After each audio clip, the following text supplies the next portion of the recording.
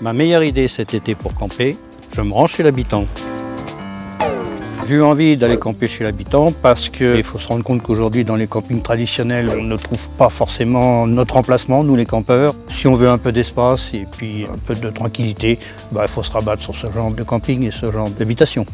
On peut plus se permettre aujourd'hui de faire du camping sauvage, sachant que dans le camping sauvage, on n'a pas toujours les commodités, les douches, les sanitaires. Donc chez l'habitant, on peut avoir en plus de ça des occupations qu'on ne peut pas forcément avoir ailleurs.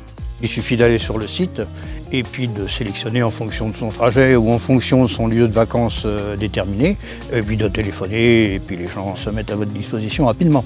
Conclusion, je n'ai plus qu'à attendre ma femme qui va arriver avec les petits-enfants et j'espère que nous allons passer un agréable séjour chez Sophie.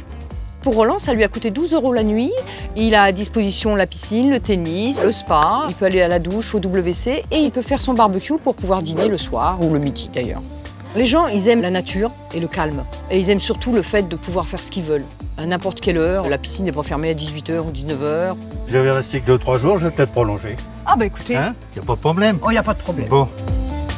Le principe du camping chez Habitant, c'est que chaque hôte peut proposer son terrain pour accueillir des campeurs ou des camping-caristes pour un jour, une semaine ou un mois.